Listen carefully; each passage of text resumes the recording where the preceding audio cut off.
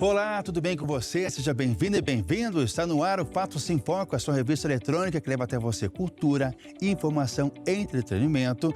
E te convido agora a acompanhar os principais destaques desta edição. A camada de ozônio responsável por proteger a Terra da radiação ultravioleta apresentou sinais importantes de recuperação em 2024. Metade dos brasileiros já planejaram as suas viagens com a ajuda da inteligência artificial. E ainda, uma nova cachoeira foi descoberta no Brasil e o que não falta é beleza ao lugar. Tudo isso e muito mais é o que você acompanha a partir de agora no Fatos em Foco. Começo falando das Nações Unidas, que confirmaram que a camada de ozônio responsável por proteger a Terra da radiação ultravioleta apresentou sinais importantes de recuperação em 2024. E a expectativa é que pode desaparecer nas próximas décadas.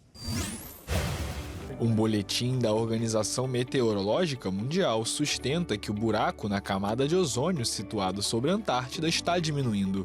Em 2024, era menor em relação aos anos anteriores. A notícia da Agência das Nações Unidas é animadora para a saúde das populações e do planeta. O texto diz que a camada de ozônio deverá recuperar seus valores da década de 1980 em meados deste século. Isso significa a redução dos riscos de catarata e câncer de pele, assim como a degradação dos ecossistemas relacionada à exposição excessiva aos raios UV. A camada de ozônio estratosférico, que protege a Terra das radiações solares perigosas, está situada entre 11 e 40 quilômetros acima da superfície terrestre. Ela filtra os raios ultravioleta do Sol suscetíveis de provocar câncer, alterar o sistema imunológico e inclusive danificar o DNA dos seres vivos. Em meados da década de 1970, os clorofluorcarbonetos, antes muito utilizados em aerossóis e refrigeradores, foram identificados como os principais responsáveis pelo afinamento da camada de ozônio, causando buracos anuais, um dos quais especialmente grande sobre a Antártida. No entanto, nas últimas décadas, a cooperação mundial deu-lhe a oportunidade de se recuperar. Segundo a agência da ONU, a tendência observada em 2024 deve-se, em parte, a fatores atmosféricos naturais. Contudo, a organização considera que a tendência positiva observada a longo prazo reflete o sucesso da ação internacional. Pela primeira vez, a obesidade infantil supera a desnutrição no mundo. O relatório do Unicef destaca o papel dos alimentos ultraprocessados da publicidade direcionada às crianças. Pela primeira vez, o número de jovens obesos no mundo superou o de subnutridos, marcando uma mudança preocupante no cenário global de saúde. Dados do novo relatório da Unicef mostram que a obesidade já é considerada a principal forma de desnutrição entre crianças e adolescentes de 5 a 19 anos, resultado do consumo crescente de alimentos ultraprocessados, amplamente acessíveis e divulgados por meio de forte apelo publicitário. A projeção indica que cerca de 1 em cada 10 jovens nessa faixa etária viverá com doenças crônicas em 2025. Especialistas destacam que quando se fala em desnutrição, não se trata mais apenas de crianças abaixo do peso. O excesso de alimentos industrializados vem substituindo frutas, verduras e proteínas de qualidade em um momento crucial para o desenvolvimento físico e cognitivo. A falta de nutrientes adequados compromete não só o crescimento, mas também a saúde mental e a capacidade de aprendizado, gerando impactos de longo prazo na vida desses jovens. Apesar de a fome ainda ser um desafio em várias regiões do planeta, os índices de baixo peso entre jovens de 5 a 19 anos vêm caindo, passando de 13% em 2020 para 10% em 2022. No entanto, o sobrepeso dobrou no mesmo período, saltando de 194 milhões para 391 milhões de pessoas nessa faixa etária. Dentro desse grupo, 188 milhões já são considerados obesos, condição associada ao aumento de doenças metabólicas como diabetes, alguns tipos de câncer, além de quadros de ansiedade e depressão. O relatório atribui grande parte desse cenário não às famílias, mas às estratégias agressivas da indústria alimentícia. Crianças e adolescentes são expostos diariamente a propagandas de produtos ultraprocessados, como refrigerantes, salgadinhos e fast food, inclusive dentro das escolas. Esses itens, muitas vezes mais baratos que alimentos frescos, acabam se tornando predominantes na dieta, principalmente em países de baixa renda, onde substituem pratos tradicionais. Diante desse panorama, a Unicef faz um apelo para que governos adotem medidas efetivas e obrigatórias. Entre as propostas estão a restrição à publicidade de alimentos não saudáveis, a aplicação de impostos sobre bebidas açucaradas e ultraprocessados, além do incentivo à produção e consumo de alimentos frescos. Segundo a agência, o combate à obesidade infantil exige mudanças estruturais que protejam os ambientes em que as crianças cresçam e que garantam escolhas alimentares mais saudáveis e acessíveis a todos. O Brasil passará a produzir a vacina contra o vírus responsável pela maioria dos casos de bronquiolite e pneumonia em crianças menores de 2 anos. Em novembro, o medicamento será oferecido pelo SUS. A vacina foi aprovada pela Anvisa no ano passado. O imunizante de dose única é indicado para os 2 grupos mais vulneráveis às infecções provocadas pelo vírus respiratório, que atinge bebês e idosos. Segundo o Centro de Controle de Doenças dos Estados Unidos, a maioria das crianças será infectada antes dos 2 anos, com um quadro semelhante ao de um resfriado comum. Mas em bebês e crianças pequenas, o vírus pode causar desde a bronquiolite, que é curada mais facilmente, até bronquite e pneumonia. Os casos em bebês tiveram um aumento de 52% este ano, principalmente no inverno, o período mais comum de contágio. A cada 5 crianças infectadas, uma precisa de atendimento ambulatorial e cerca de 20 mil bebês menores de 1 ano são internados anualmente. O risco aumenta entre os prematuros e a taxa de mortalidade é 7 vezes maior. A vacina tem potencial para prevenir cerca de 28 mil internações por ano, oferecendo proteção imediata aos recém-nascidos. O Brasil passará a produzir o imunizante e os 2 milhões de doses iniciais serão adquiridas por meio de um acordo envolvendo o Instituto Butantan e a farmacêutica Pfizer até o fim do ano. A vacinação contra o vírus começará até o fim deste mês e em novembro serão distribuídas mais de 1 milhão para o SUS. Até o momento, a principal prevenção gratuita contra o vírus era um anticorpo destinado a bebês prematuros e crianças com até 2 anos de idade com doença pulmonar crônica ou cardiopatia. E na rede particular, a dose da vacina disponível pode custar quase R$4 mil. Após 25 anos de pesquisa, um remédio feito no Brasil promete ser capaz de reverter a lesão medular. A solução estaria na extração da proteína da placenta. Nos últimos 25 anos, uma pesquisadora da Universidade Federal do Rio de Janeiro se aprofundou nos estudos para tentar restabelecer a medula espinhal em pessoas que tiveram lesões medulares e perderam totalmente ou parcialmente os movimentos do corpo. Após todo o período, os estudos acabaram gerando um resultado, que é a polilaminina, a extração vindo de uma proteína da placenta. O medicamento que pode revolucionar a cura para lesões medulares foi apresentado em um evento em São Paulo. O remédio demonstrou potencial para regenerar a medula espinhal em casos de pessoas que ficam paralíticas parcial ou totalmente. Nos testes, alguns pacientes que receberam a aplicação do fármaco logo após as lesões apresentaram recuperação total e sem sequelas. A aplicação do antídoto é feita diretamente na coluna, sendo capaz de estimular neurônios maduros que não iriam mais se desenvolver, a rejuvenescerem e a criarem fios extremamente finos que transportam os impulsos elétricos pelo corpo. Um dos voluntários tetraplégicos que participou dos testes relatou que se recuperou completamente em 5 meses após receber a aplicação da polilaminina. A pesquisa também incluiu uma atleta paralímpica que recuperou entre 60% a 70% do controle do tronco após receber o medicamento. Além disso, os resultados em animais como cães e ratos mostraram recuperação significativa, fazendo com que os animais possam voltar a caminhar. Com os resultados positivos e a apresentação para o público, falta a autorização da Anvisa para iniciar os estudos clínicos clínicos ampliados. A expectativa é que a aprovação ocorra em breve, permitindo que hospitais de São Paulo realizem as aplicações. A Anvisa afirmou que aguarda os dados complementares dos estudos pré-clínicos que são indispensáveis para o órgão. Um estudo revelou que 51% da população brasileira tem a tendência à intolerância à lactose. Com essas informações, foi possível identificar algumas doenças que são frequentes nos pacientes.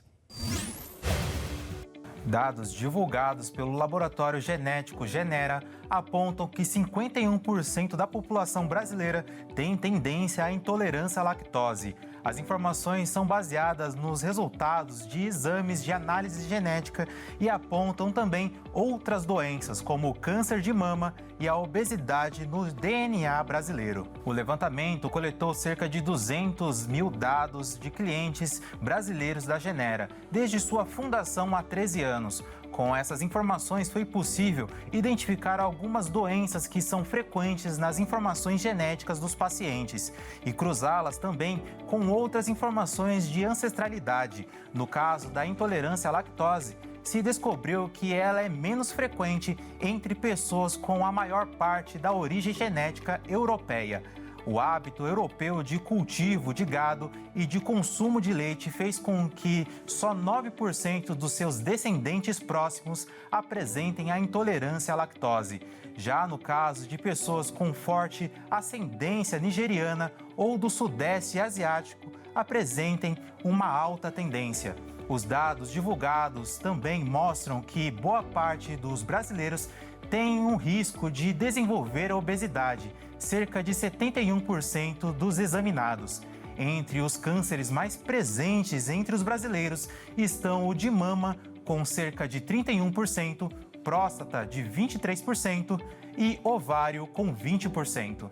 Para os diretores do laboratório, o exame é importante não para ser uma sentença, mas por permitir que as pessoas modifiquem hábitos de saúde e de alimentação para evitar problemas que podem aparecer no futuro. E neste Setembro Amarelo, mês de combate ao suicídio, o Ministério Público do Trabalho do Mato Grosso do Sul realiza uma ação para alertar as empresas sobre esse grave problema de saúde pública.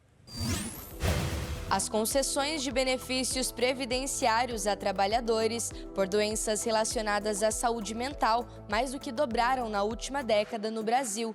A quantidade de auxílios-doença passou de pouco mais de 202 mil para quase 462 mil no ano passado. Para se ter uma ideia da dimensão desses dados, são quase 30 milhões de dias perdidos porque os trabalhadores precisaram ser afastados devido ao estado de saúde. Os dados do INSS, o Instituto Nacional do Seguro Social, foram computados pelo Observatório do MPT, o Ministério Público do Trabalho. Aqui em Mato Grosso do Sul, a Procuradoria tem aproveitado o Setembro Amarelo, mês de prevenção ao suicídio, para alertar sobre a necessidade de prevenção e responsabilidade dos empregadores diante desses números. Cansaço extremo, exaustão, sensação de que o trabalho consome mais do que oferece, estão relacionados ao adoecimento no ambiente laboral. Em algumas circunstâncias, pode acontecer também como resultado do assédio moral, seja entre superiores e subordinados, colegas de mesmo nível hierárquico ou até mesmo de subordinados em relação aos chefes. Além de consequências jurídicas sérias, o assédio ainda pode levar ao adoecimento psicológico da vítima e até ideações suicidas. É por isso que profissionais da saúde também têm alertado em diversos eventos neste mês para que tanto gestores, colegas de trabalho, quanto a família estejam atentos aos sinais para que possam oferecer apoio. Principais sinais, que a gente pode evidenciar são as alterações de comportamento, as alterações de humor, a de sono também, e algumas falas que são repetidas, Normalmente eu quero sumir, eu vou deixar vocês em paz, eu gostaria de dormir e não acordar mais. Então existem algumas frases que são de alerta, Principalmente se houve uma tentativa anterior, Nesse sentido. A gente está mergulhado em uma cultura de felicidade, principalmente nas redes sociais, Em que muito se fala sobre ser feliz e estar fazendo coisas maravilhosas, mas o tabu ele ainda existe e é necessário falar e realmente evitar os mitos que estão envolvidos nesse tema. É fundamental porque você quebra o tabu, diminui o estigma e fala abertamente que o suicídio ele tem como ser prevenido quando você rompe o silêncio da sua dor, da sua angústia e procura tratamento. Nós precisamos entender que o suicídio pode ser evitado quando nós temos uma rede de apoio de psicólogos, psiquiatras, família e principalmente não julgar e não condenar essa pessoa. No acolhimento, a família ela tem um papel fundamental de ser base de uma pessoa com grande sofrimento psíquico, vergonha, medo e principalmente quando envolve criança e adolescente, romper o silêncio do bullying, da violência e do medo.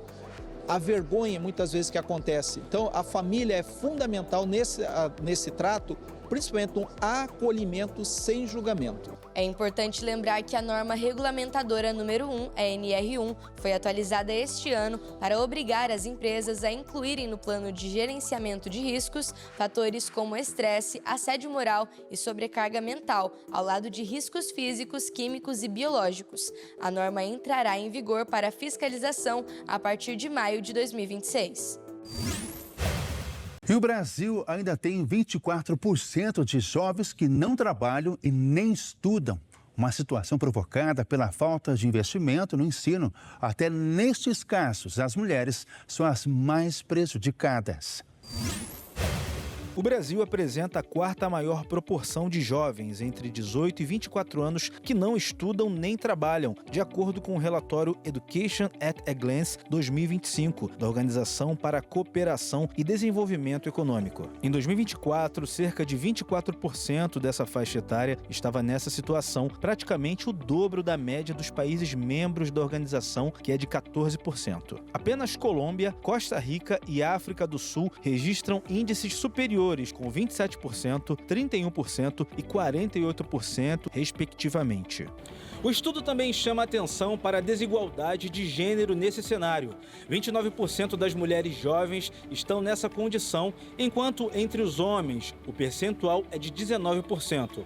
Essa fase da vida, marcada pela passagem da educação para o trabalho, é considerada determinante para o futuro profissional e para a economia do país, reforçando a importância de políticas públicas focadas nesse grupo. Apesar do número ainda elevado, o país registrou avanços nos últimos anos. Em 2019, a proporção de jovens fora da escola e do mercado de trabalho era de 30%, o que representa uma redução de 6 pontos percentuais em 5 anos. Segundo o relatório, essa queda mostra que políticas de apoio à transição da educação para o emprego têm surtido efeito, embora ainda seja necessário reforçar essas estratégias. Além disso, o relatório evidencia que o investimento por aluno na educação básica no Brasil é inferior a 1/3 do gasto médio dos países ricos. Enquanto essas nações destinam cerca de $12 mil por estudante, o Brasil investe cerca de $4 mil, considerando valores em dólar com paridade de poder de compra. Entre os países latino-americanos, Argentina, Colômbia, Chile e Costa Rica aplicam valores mais altos, enquanto Luxemburgo, Coreia e Suíça lideram no ranking global de investimento por aluno.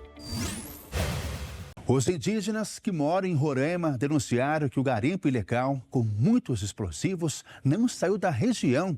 Pelo menos 500 invasores continuam explorando as riquezas da terra, utilizando a mão de obra de jovens.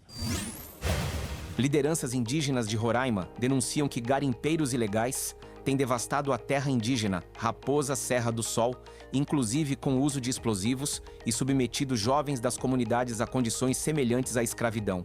As comunidades mais atingidas são Napoleão, Tarame, Raposaí, Raposa 2, em Normandia, e Urucá, em Uiramutã. O Conselho Indígena de Roraima cobra medidas do governo federal para combater as atividades criminosas. A Raposa Serra do Sol é a segunda maior terra indígena do Brasil em população, de acordo com o censo de 2022 do IBGE. Mais de 26 mil indígenas dos povos Macuxi, Taurepang, Patamona, Ingaricó e Uapichana vivem na região, demarcada pelo Supremo Tribunal Federal. O território, com 1.700.000 hectares que abrangem os municípios de Normandia e Uiramutã, fica na tríplice fronteira entre Brasil, Venezuela e Guiana. A região é formada por montanhas e serras, como a Serra de Pacaraíma, na fronteira entre os 3 países, e o Monte Roraima, um dos pontos mais altos do país.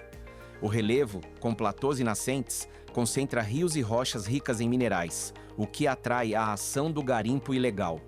O uso de explosivos, compressores e bombas para quebrar rochas nas serras, além de moinhos para separar a terra do ouro, esse é o principal método de exploração. Escavações manuais com picaretas, pás e outras ferramentas para abrir crateras em busca do minério. Em menor escala, há o uso de motores de médio porte nos leitos de igarapés e rios, com aplicação de mercúrio para separar o ouro dos sedimentos. Esses metais pesados poluem os rios e o consumo dessa água pela população local causa doenças e mortes. As terras indígenas da Amazônia são um escudo de proteção à saúde pública da região, mas ela só consegue ajudar quando está preservada. Durante 18 anos, pesquisadores fizeram um estudo na bacia amazônica e descobriram os benefícios dos territórios ocupados pelos seus povos originários. A pesquisa conectou dados de saúde com informações sobre queimadas, cobertura e divisão florestal. Os incêndios em regiões tropicais e subtropicais são responsáveis pela emissão de um material que danifica a qualidade do ar e que afeta a saúde respiratória da população. Durante todo esse tempo, foram encontrados mais de 28 milhões de casos de 21 doenças associadas às queimadas nos países que compõem o bioma amazônico. Os incêndios florestais foram responsáveis por 80% dos casos. As doenças respiratórias são predominantes com 79%. Já as que são transmitidas por animais para humanos alcançaram quase 20% dos casos, principalmente a malária. As florestas mais completas e preservadas ajudam a filtrar a fumaça do fogo e também a limitar o contato entre humanos e animais, oferecendo mais segurança à saúde das pessoas. Segundo os dados do estudo, a Amazônia perdeu para o fogo mais de 530 mil quilômetros quadrados. A maior destruição aconteceu no Brasil, seguida pela Bolívia e Colômbia. Os especialistas afirmaram que a presença dos territórios indígenas são essenciais para a preservação da biodiversidade, especialmente em regiões tropicais. Além disso, ajudam a saúde de populações que não ficam perto destas áreas. E nas regiões com 45% de florestas, os casos de doenças respiratórias diminuem, graças à presença dos indígenas. Quando essa cobertura é menor ou a floresta se torna muito dividida, o efeito protetor enfraquece e pode até se reverter. Com isso, os pesquisadores chegaram à conclusão de que a cobertura da região funciona como uma espécie de escudo contra os problemas climáticos. O Brasil foi o país com maior destaque no estudo, porque tem a maior parcela da Amazônia. A pesquisa também contou com informações da Colômbia, Bolívia, Peru, Guiana Francesa, Venezuela, Suriname e Equador. O único país que não colaborou foi a Guiana Francesa. A inteligência artificial está ocupando os empregos dos vendedores das lojas de varejo. E isso tem preocupado muito o trabalhador. Porque para comprar, basta entrar no WhatsApp. E para quem vende, sai mais barato, porque o assistente virtual não pede vale transporte ou hora extra. As compras brasileiras estão trocando os seus vendedores humanos por assistentes de inteligência artificial. A mudança foi motivada pelo desejo dos varejistas de atenderem vários clientes ao mesmo tempo e proporcionar um atendimento personalizado mesmo fora do horário comercial. Essa substituição aumentou as vendas e diminuiu os custos das empresas. As assistentes são treinadas para representarem cada marca com um tom, linguagem e identidade única. Elas tiram as dúvidas e ajudam as pessoas a escolher o melhor produto. Com o uso da IA, as empresas conseguem monitorar em tempo real os números de vendas, o tempo médio de resposta, a satisfação do cliente e o desempenho de cada campanha da marca. Isso permite a tomada de decisões rápidas baseadas em dados concretos. A utilização da inteligência artificial no varejo transformou as interações em conversas reais. Os robôs têm a capacidade de operar com empatia, consistência e inteligência. Especialistas afirmaram que o uso dos robôs no WhatsApp vão quebrar padrões no setor. A nova tendência no Brasil se alinhou com as inovações que já acontecem nos Estados Unidos. Uma rede de supermercado lançou um agente de atendimento ao cliente que ajuda os clientes a entenderem melhor as avaliações, além de fornecer recomendações de compras. E se o assunto for venda de roupas, existe agora uma plataforma que proporciona uma experiência personalizada aos consumidores. A substituição de vendedores pelos assistentes virtuais sinaliza uma nova era no varejo. A transformação ainda está em andamento, mas já modificou as compras de muitos consumidores. Falando ainda de inteligência artificial, as pessoas com mais de 45 anos estão usando a tecnologia para planejar, por exemplo, as suas viagens.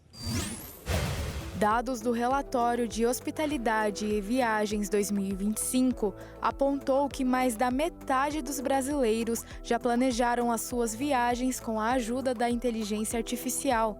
Quem mais utilizou essa tecnologia foram as pessoas entre 15 e 30 anos.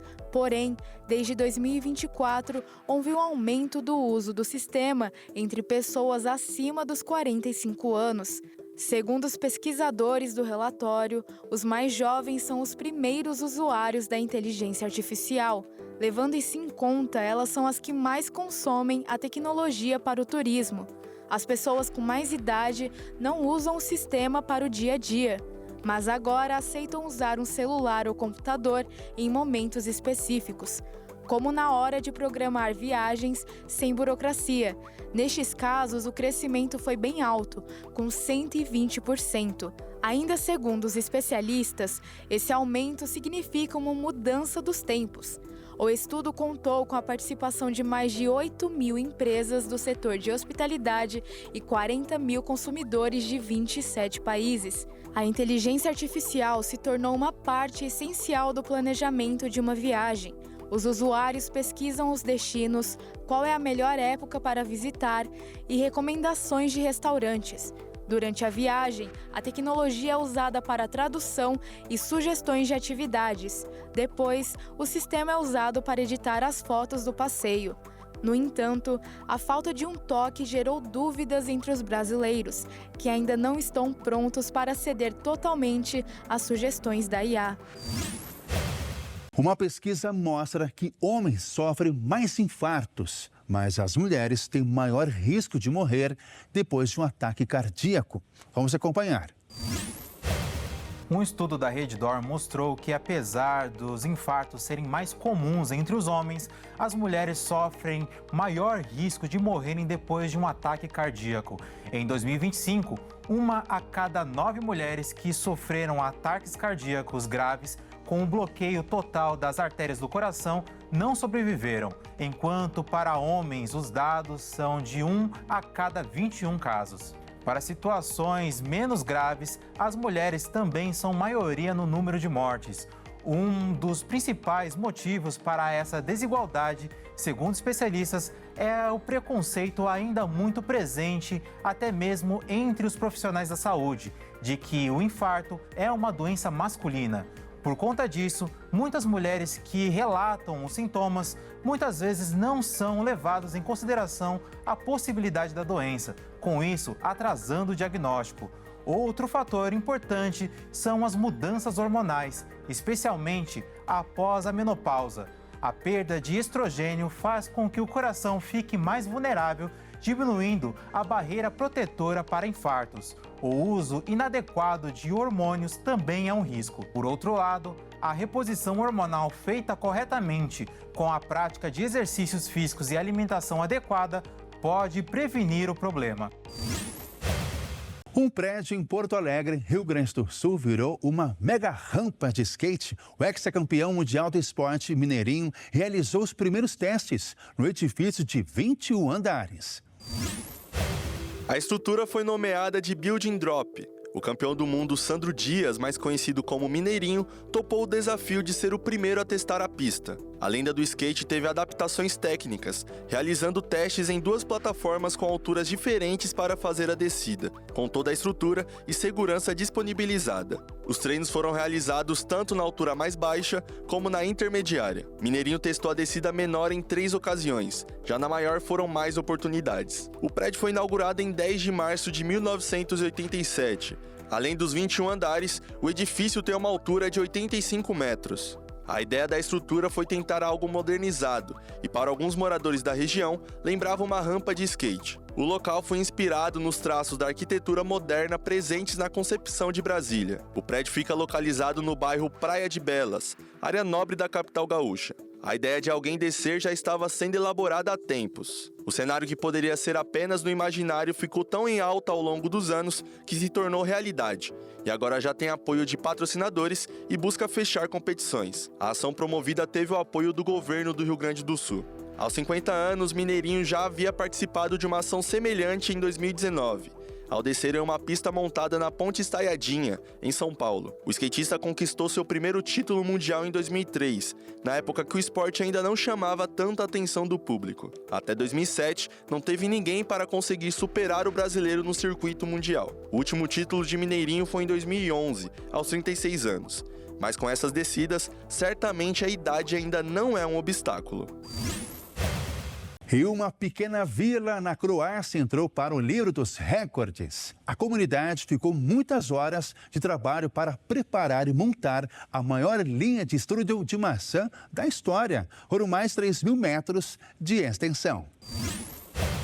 Na Croácia, fazer um bom strudel de maçã é coisa séria. As sobremesas assadas fazem parte da tradição. Imagina quando um recorde está em jogo. Organização e trabalho em equipe na pequena vila de Đaskovo. Era preciso cortar, arrumar os doces bem direitinho numa mesa enorme. Olhando de cima, dava para ver que era uma representação da estrela de Karlovac, uma cidade medieval croata que era protegida por uma fortaleza dos ataques do Império Otomano. 2 toneladas de farinha e 3 toneladas de maçã foram usadas. E o objetivo de montar a maior fileira de strudels do mundo foi alcançado, 3.136 metros de comprimento. Após uma verificação e contagem rigorosas, posso anunciar que um total de 8.940 strudels foi alcançado, o que significa um novo título do Guinness World Records. Parabéns!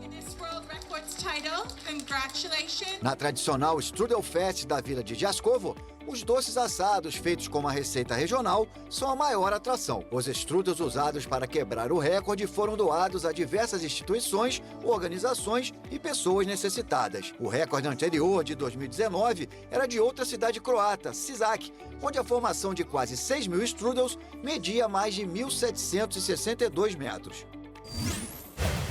Mulheres imigrantes estão transformando a horta e a cozinha em oportunidades. Um projeto reúne produção de verduras e conservas com capacitação e geração de renda. Nestes potes de vidro tem cenoura, pepino, pimentão, limão, alho, gengibre e temperos. Ingredientes que juntos viram uma conserva saborosa. A iniciativa faz parte do projeto Empreendedorismo e Desenvolvimento de Autoestima para Mulheres Imigrantes, em parceria da Associação Multicultural do NAMIS com a ONU, a Organização das Nações Unidas. Aqui em Dourados temos bastante imigrante, mas a população mais vulnerável dentro da população imigrante são as mulheres. Então, ela surge com a proposta de trazer a mulher fora do lar, primeiro para elas ter um tempo para compartilhar juntas e aprenderem também a ser conservas, a semear, a alface, que elas possam ser independentes, né? Mais de 50 mulheres participam das atividades que vão além da cozinha. Tem cursos de artesanato, manicure, pedicure, confeitaria e até horta caseira, onde já brotaram os primeiros pezinhos. A gente mostrou, né, a parte instrumental para eles, né, através de umas videoaulas, umas apresentações. Depois veio a parte prática, né, onde se mostrou passo a passo do que ia ser feito. Após essa explicação, eles pegaram uma muda e levaram para casa. Alguns encontros são conduzidos por Jaisy Valderes, cubana que ainda não domina o português, mas já compartilha conhecimento e inspira outras mulheres, e até brasileiras participam. A maioria delas já tem cursos, tem conhecimento, né? Então, essa foi uma ideia delas, tipo assim, porque estamos em um país onde elas se visualizam por conta do idioma. Então, a gente trabalhou a parte, todos os venezuelanos falamos nossa língua para entendermos melhor. Além disso, temos também mulheres empreendedoras brasileiras, né, que foram acolhidas, né, e elas, tipo assim, entenderam, porque a gente falava devagar as partes, todo o processo, e elas também têm costume de fazer, só que do jeito delas. E assim nós mostramos como se leva a cabo essa informação para elas. O que foi produzido até agora, como a alface e as conservas, passará pela avaliação de um júri, que selecionará a melhor produção. Eles vão valorar a criatividade, o cheiro das conservas, as cores das hortaliças que elas utilizaram e também como a planta está sendo apresentada, porque vamos a ter duas premiações, para a planta e para a conserva. Infelizmente, vamos ter só uma premiada de ambas, mas já para mim todas são ganhadoras. Com acolhimento e alegria, o projeto se preocupa com as necessidades de cada participante e valoriza a identidade multicultural que elas carregam. O assunto da língua é fundamental, porque elas têm um tempo de falar na língua delas, mas também conseguem processar que a língua portuguesa é essencial para poder vender os produtos, que futuramente a gente espera abrir uma cooperativa de mulheres imigrantes com o trabalho que elas vão aprendendo a fazer aqui por meio deste curso. A cidade de Niterói, no Rio de Janeiro, encontrou a mão de obra ideal para ajudar a recuperação das florestas. São as abelhas sem ferrão que trabalham sem parar e já produziram frutos com seu trabalho. Abelhas nativas sem ferrão estão desempenhando um papel fundamental no reflorestamento do Morro do Boa Vista, em São Lourenço, Niterói. A iniciativa desenvolvida no meliponário mantido pela Prefeitura no viveiro de mudas da Companhia de Limpeza de Niterói potencializa o trabalho de plantio realizado por garis e fortalece o ecossistema da região. Mais de 700 mudas de espécies nativas já foram plantadas na área, que soma 22 hectares em recuperação. Nesse processo, as abelhas entram em ação ao pousarem nas flores para coletar pólen, promovem a polinização natural, garantindo que as plantas se multipliquem e cresçam de forma sustentável. Essa interação entre plantio humano e a ação dos insetos acelera a regeneração da vegetação e reforça a biodiversidade local. Os resultados do projeto já começam a ser notados, tanto na regeneração da área quanto no aspecto educativo. A presença das abelhas sem ferrão tem sido utilizada também como ferramenta de conscientização ambiental, despertando a população para a importância desses polinizadores na conservação da natureza e no equilíbrio dos ecossistemas. Com mais da metade do território protegido por áreas verdes decretadas, Niterói busca fortalecer sua resiliência ambiental por meio de ações de preservação e reflorestamento. A experiência no Morro do Boa Vista mostra que iniciativas que unem manejo humano e a atuação de espécies nativas são estratégias para garantir qualidade de vida e um futuro mais sustentável para a cidade. Um estudo aponta que ilhas brasileiras estão entre as mais importantes do mundo em relação à presença de animais marinhos endêmicos, aquelas espécies que são exclusivas de uma região. A pesquisa cita como destaques do país os arquipélagos de Fernando de Noronha, em Pernambuco, São Pedro e São Paulo, a cerca de 1.100 quilômetros de Natal, e a Ilha da Trindade, no Espírito Santo. Segundo um dos membros da rede de especialistas em conservação da natureza e pesquisador do Centro de Biologia Marinha da Universidade de São Paulo, o estudo propõe um novo conceito para analisar a presença de espécies endêmicas. A nova abordagem inclui não só espécies exclusivas de uma ilha específica, mas também aquelas que que ocorrem em um conjunto de ilhas de uma mesma província biogeográfica e que não colonizam áreas continentais próximas. Ele conduziu o estudo em parceria com pesquisadores da Universidade de Miami e contou com o apoio da Fundação Grupo Boticário. Parte das análises foi realizada em recifes mesofóticos, ambientes marinhos situados entre 60 e 150 metros de profundidade. Nesses locais, a presença de luz fica reduzida e a fauna apresenta características peculiares. Segundo os pesquisadores, a mudança de abordagem permite entender melhor a relação das espécies com essas regiões, o que pode se refletir nas ações de conservação marinha. De acordo com o estudo, 12% da biodiversidade mundial de peixes de Recife é formada por espécies endêmicas de ilhas. Ilhas que ficam distantes da costa podem apresentar conexões genéticas mais fortes entre si do que com regiões continentais próximas. Além das ilhas brasileiras, os pesquisadores citam como exemplo Santa Helena e Ascensão, territórios britânicos ultramarinos, as Galápagos, no Equador, e Rapa Nui, no Chile. De acordo com os especialistas, pequenas alterações em ilhas podem causar grandes consequências para espécies que vivem somente naquela região do oceano. O desaparecimento de cada espécie pode gerar um efeito cascata e provocar desequilíbrio ecológico.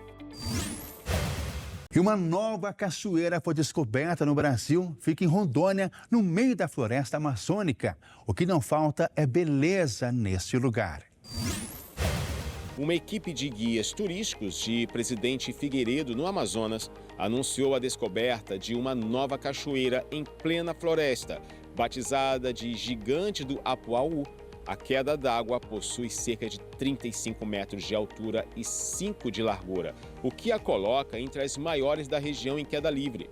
O achado reforça a vocação turística do estado, conhecido como a Terra das Cachoeiras. A expedição foi realizada no início de agosto pelos guias Marinilzo Brito, Frederico Roldão e Daniel dos Anjos, que percorreram mais de 60 quilômetros em 6 dias de caminhada em mata fechada até chegar ao local. O ponto fica no rio Apuaú, na divisa entre os municípios de Novo Airão, Presidente Figueiredo e Manaus. Segundo os exploradores, a descoberta foi resultado de 4 anos de planejamento e levantamentos prévios sobre o terreno. Além do porte, a Gigante do Apuaú se destaca pela piscina natural formada ao pé da queda, considerada ideal para o banho. O acesso, no entanto, é desafiador. Exige trilhas por mata tensa, terrenos alagados e longas distâncias. Durante o percurso, os guias relataram ter encontrado pegadas de animais silvestres, como onças, o que reforça o caráter preservado da área. De acordo com os exploradores, a ideia é incluir o novo atrativo em um roteiro exclusivo, que deve contemplar outras 2 cachoeiras próximas. A abertura da trilha, porém, depende de autorizações ambientais e fundiárias e só deve ocorrer a partir de novembro. A expectativa é que a visitação seja organizada por agências de turismo em pacotes de mais de um dia, dada a dificuldade de acesso e a distância do ponto descoberto. E o Fatos em Foco fica por aqui. Para rever as reportagens desta edição, acompanhe as nossas redes sociais. Obrigado pela sua companhia. Até a próxima. Tchau!